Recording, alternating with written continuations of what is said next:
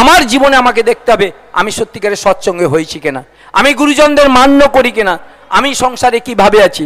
আমি যদি আমার বাবা মাকে প্রণাম করি, আমার সন্তান সন্ততি যদি আমাদের সবাইকে প্রণাম করে, তিনি যেমন চাইছিলেন ঘরটাকে দেবগৃহে পরিণত করা, সৎসঙ্গী দেবগৃহে পরিণত করা, শ্রদ্ধাভক্তির চাষ করা, তাহলে দেখবেন আমাদের সবাইকে একদিন মানুষ বলবে যে এরা ঠাকুরের মানুষ। পরম প্রেমময়ের তুলসী চরণে আমার শতকোটি প্রণাম। জগজ্জননী লক্ষ্মী মায়ের তুলসী চরণে আমার শতকোটি প্রণাম। পরম পূজ্যবাদ শ্রী শ্রী বরদারা তুলসী চরণ আমার শতকোটি প্রণাম। পরম পূজ্যবাদ আচার্যদেবের তুলসী চরণ আমার শতকোটি প্রণাম।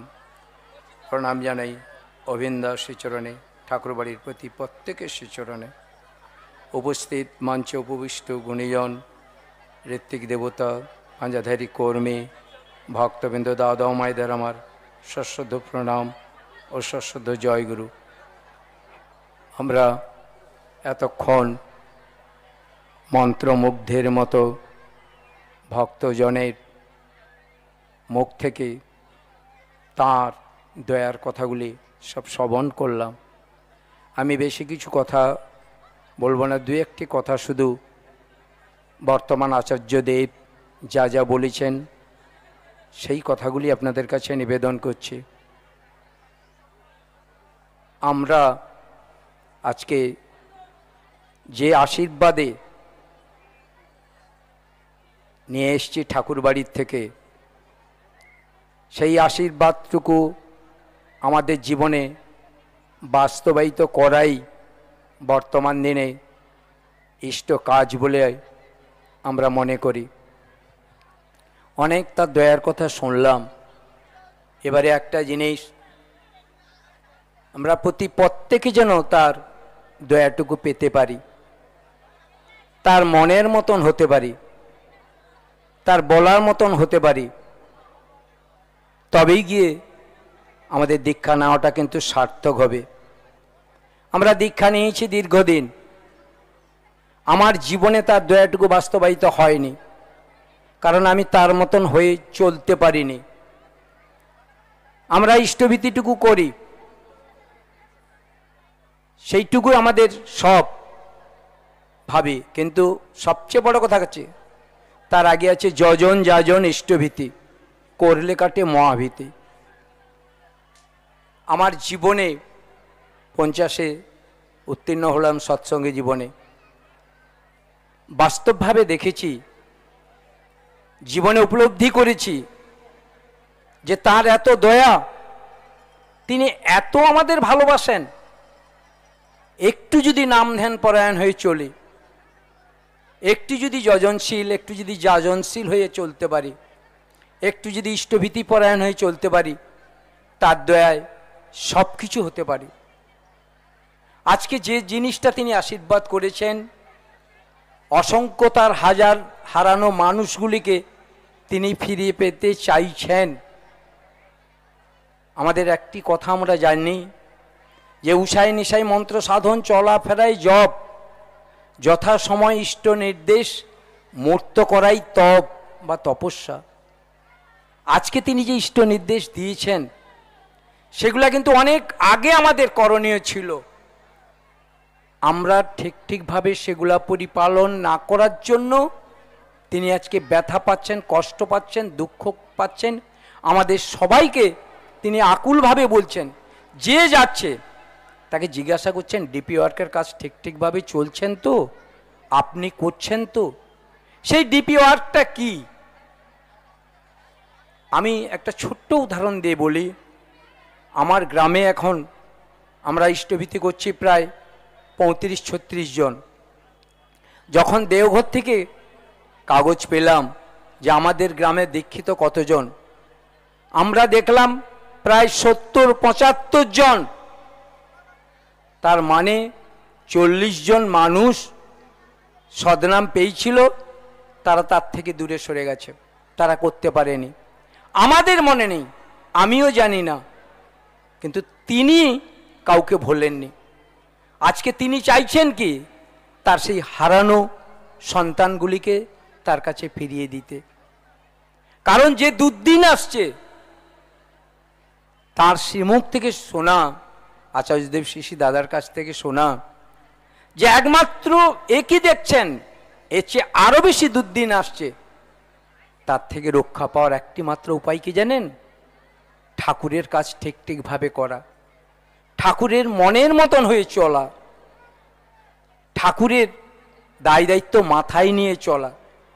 তাহলে দেখবেন তারা রক্ষা পাবেই পাবে।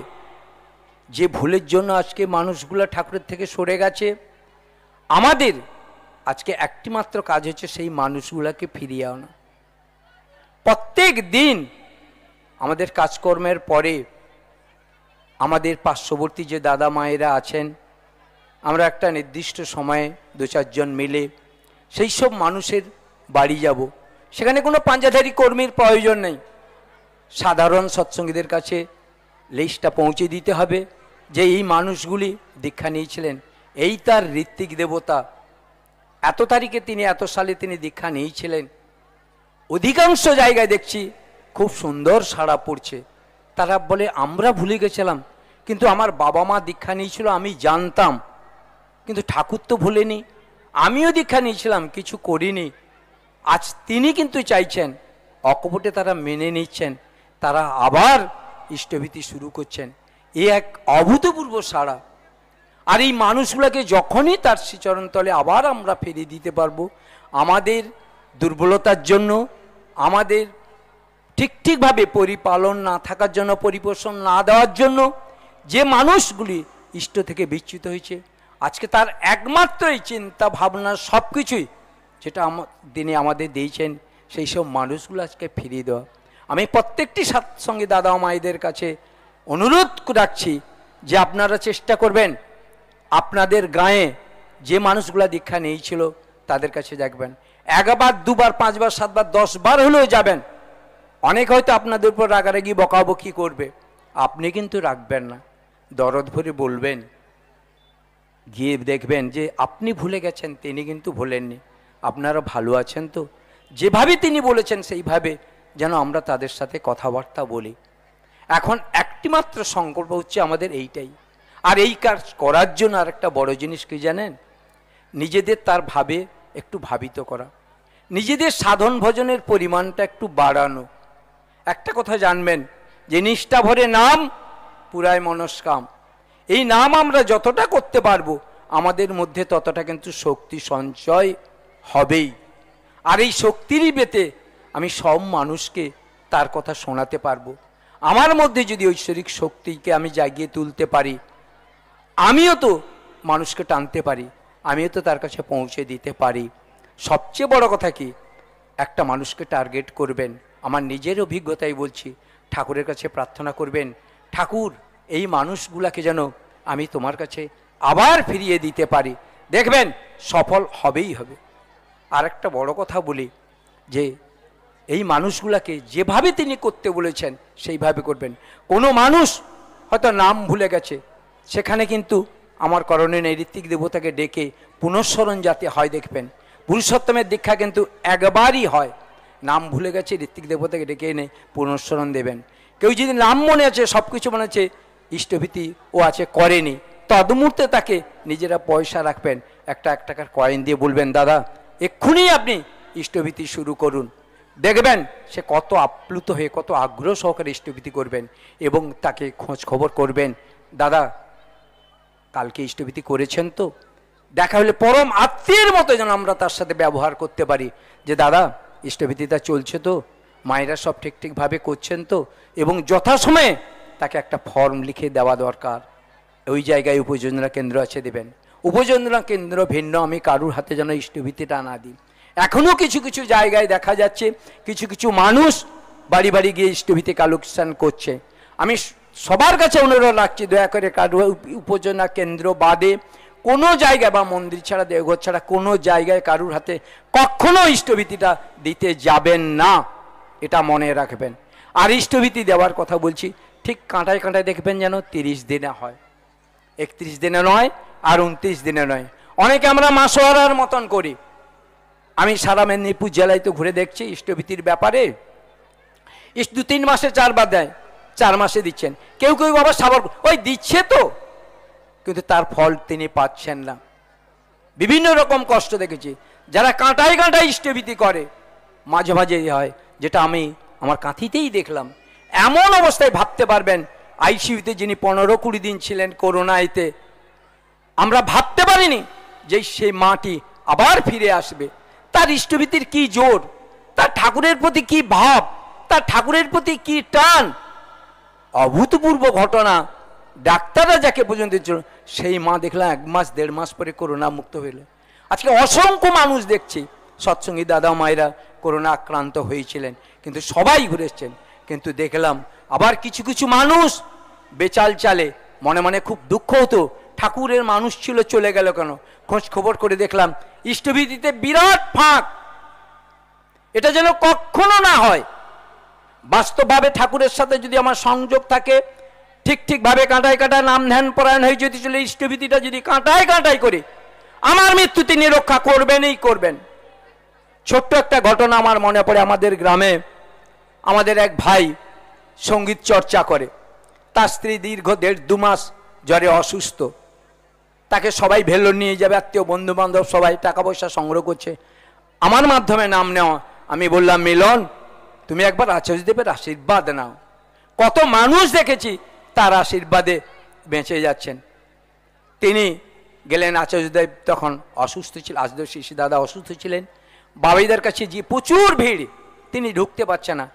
একে থাকে 2-1 জনকে বলছেন, দাদা আমার স্ত্রী না ভীষণ অসুস্থ, 1.5-2 মাস জল কমছে না, আপনি যদি একটু বলেন। বাবাই দাদা উঠে চলে গেলেন। সেই আপনারা দেখছেন পিছন দিয়ে গোল সিঁড়িতে তিনি উঠে যান। এ মনে মনে নাম করছে, ঠাকুর আর তো দেখাবে না, আবার সেই কালকে আমি থাকবো, আমার আজ রাত্রে ফিরে যাওয়ার কথা, একটু কথা হবে না, ভাবতে পারবে না। হাঁপ গিয়ে তারপর বলছেন, এই কে জ্বরের কথা বলছিল, অনেকদিন জ্বর হচ্ছে জ্বর হচ্ছে, কোথা থেকে এসছে? তখন এগিয়ে গিয়ে বললো, হ্যাঁ। বলে শোনেন, পান পাতা রস, শিউলি পাতা রস গরম করে হাফ হাফে করে দিবেন, এটা মধু দিয়ে দেবেন, জ্বর কেটে যাবে। কি আশ্চর্য দয়া! বাড়িতে কেউ বিশ্বাস করছে না। 1.5-2 বার কলকাতায় বড় বড় ডাক্তার দেখানো হয়েছে। আমার ছোট মেয়ে বাড়িতে তখন ছিল, ছোট মেয়ের কাছে সব বললো, সে প্রত্যেক দিন সকালে ওই শিউলি পাতা পান পাতা রস করে নিয়ে যেত, খেত। 7 দিন পরে দেখা গেল জ্বর কম হয়েছে, আজ অবধি বহাল তবিয়তে। এক অভূতপূর্ব তার দয়া। আর এর মধ্যে সবচেয়ে বড় জিনিস কি জানেন? ওই যে বললাম, ইষ্ট কাজে ব্রতী হওয়া। সেই মিলন ভাইকে দেখেছি এখন কিভাবে করছে। সেই জন্য প্রত্যেককে আমার কাছে আমার করজোড়ে প্রার্থনা, তাকে যদি ঠিকভাবে ভালোবাসতে পারি, তার কাজটা যদি মাথায় নিয়ে চলতে পারি, সেই কাজটাকে যদি আমার কাজ ভেবে চলতে পারি, আমার জীবনে কোনো জায়গায় কোনোদিন আমি পিছপা হতে পারবো না, কোনো জায়গায় আমি খাটা হতে পারবো না, কোনো অভাব অভিযোগ আমার বাড়বাড়ন্তকে তুচ্ছ করতে পারবে না, আমার চলার পথে কেউ কোনোদিন বাধারুষ্ট করতে পারবে না। সব জায়গায় আমার জয় জয়কার। পরমপিতা রাতুল চরণ আপনাদের সবারই মঙ্গল প্রার্থনা করছি। আপনারা সবাই আজকে এইখান থেকে সংকল্প নিয়ে যান, ডিপি কাজের মধ্যে যেন সবাইকে আপনারা নিয়োজিত করতে পারেন। প্রত্যেকটি সৎসঙ্গী দাদা মায়ের কাছে বলবেন, আচার্যদেব শিশি বর্তমান আচার্যদেব তিনি বলেছিলেন, মায়েরা পারেন একটা গৃহে গিয়ে সব জায়গায় প্রবেশ করতে, দাদাদের বড় জোর বৈঠকখানা। মায়েদের বলবেন দুপুরবেলা অযথা দিবানিদের না খেয়ে পাশের বাড়িতে গিয়ে তাদের কাছে যেন খোঁজ খবর নেয়। আর সবচেয়ে বড় কথা কি জানেন? আমার জীবনে আমাকে দেখতে হবে আমি সত্যিকারের সৎসঙ্গে হয়েছি কিনা, আমি গুরুজনদের মান্য করি কিনা, আমি সংসারে কিভাবে আছি। আমি যদি আমার বাবা মাকে প্রণাম করি, আমার সন্তান সন্ততি যদি আমার আমাদের সবাইকে প্রণাম করে, আমার তিনি যেমন চাইছিলেন ঘরটাকে দেবগৃহে পরিণত করা, সৎসঙ্গী দেবগৃহে পরিণত করা, শ্রদ্ধা ভক্তির চাষ করা, তাহলে দেখবেন আমাদের সবাইকে একদিন মানুষ বলবে যে এরা ঠাকুরের মানুষ। সেই ভাবটা যেন প্রত্যেকের পরিবারে প্রত্যেকের মধ্যে চারিয়ে দিতে পারি। জয় গুরু, বন্দে পুরুষোত্তম। সবাই ভালো থাকুন, সবাই সুন্দর থাকুন। জয় গুরু।